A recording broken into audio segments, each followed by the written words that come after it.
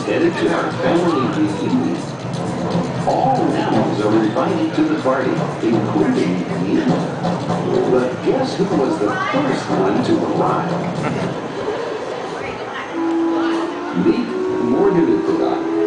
We can call her Morgan because she's part of our family, our mammal family, that is. We mammals all evolved from a creature very much like her. You, me, and my good friend Harry here. Say hello, Harry. Now, I know what you may be thinking. We all came from chimps, right? Wrong. You, as well as this chimp, came from this. Even though she doesn't look like part of our family, we did come from something like her. Because Morgie is one of the world's first mammals. She could very likely be your great-great-grandmother and Harry's from millions of generations ago. So now you're thinking, how could all these animals evolve from something like Morgie? And what's this reunion party all about? Well, it's a long story. Over 200 million years, in fact. So make yourself comfortable. Harry, let's go. We're going back in time. Back to when the story of our family begins. Here we are. It begins during a time when an astonishing assortment of early dinosaurs and other creatures ruled the earth. As these bizarre animals roamed around looking for food, a small, hairy mammal scurried about underfoot. Here she is, Great-Grandma Morgie, only 4 inches long. During the day, she hid from the animals that hunted her. Then, at night, while cold-blooded predators rested, warm-blooded Morgie scampered around looking for her dinner. A dragonfly for dinner. Tasty. As millions of years passed, some dinosaurs evolved to become bigger and a lot scarier. Many generations after Morgie, mammals continued to evolve but remained small.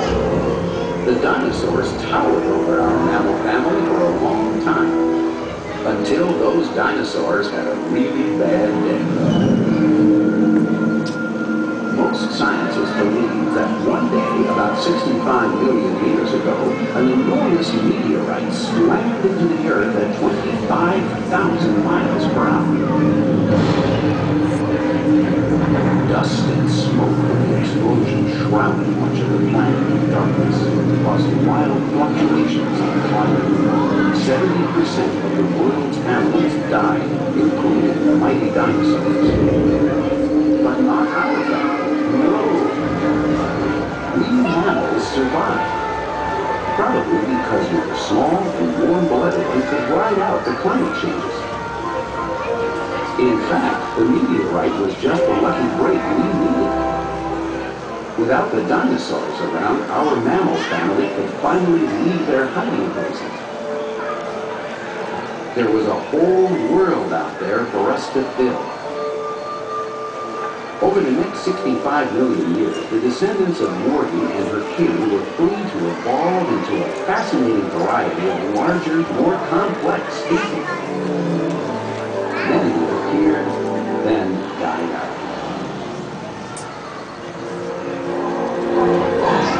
But some evolved into new species, until we ended up with all the mammals living today, on land and, like the whale, in the sea. So how do humans and chimpanzees fit into this story? Well, the answer is just barely. Imagine that the entire history of mammals is squeezed down into 1 hour. Okay, Eric, hit it. Morgie lasted for about the first 3 minutes.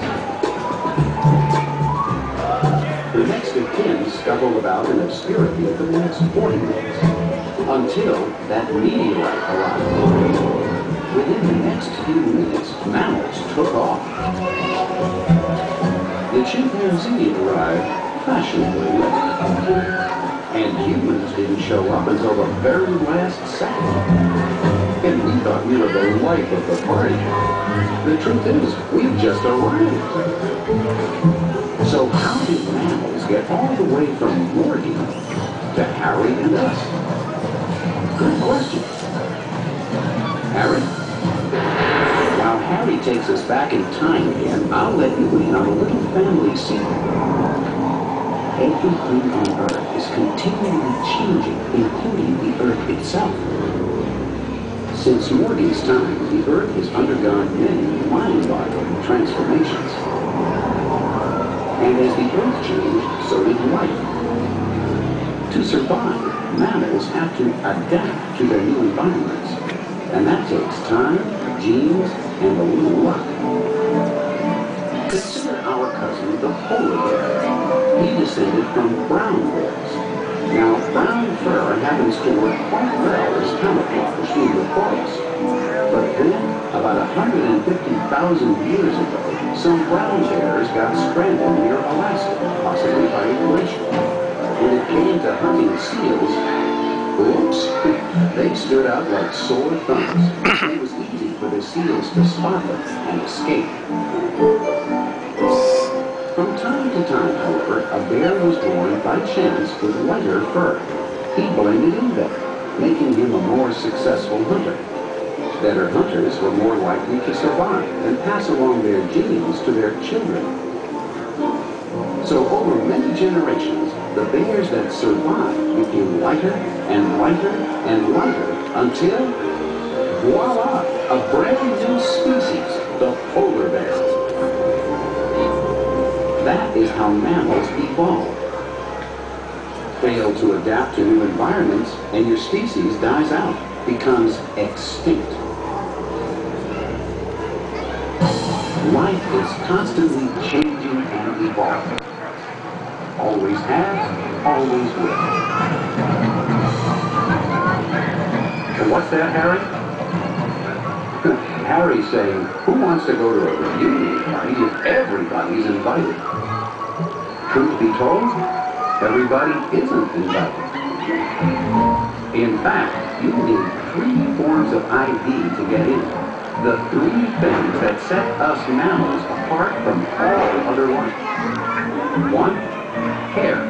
We mammals all have some hair on our bodies. 2, we all have special middle ear bones for super sensitive hearing. And 3, every one of us has a mom who can make milk. That narrows it down to a fairly select guest list because not everybody has the 3 IDs. Think of all living creatures connected on one tree of life. Mammals can have only a single branch of this tree. Fish are over here on this branch, but they're not invited. They don't have hair. Sorry. Neither are amphibians and reptiles over here. No special ear bones. Birds? Nope. Their moms don't produce milk. Which leaves only mammals. So, if you are a mammal, you're invited to Morty's incredible family reunion.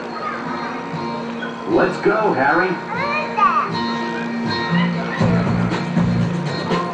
It's a loud, raucous celebration of life, with thousands of magnificent living and extinct species. We all belong to a family that is constantly changing and adapting. And you and I and Harry are part of it, because we're all related. Which makes me wonder, if we evolved this far from mammals like Morty, what new mammals will Morty find at her next reunion?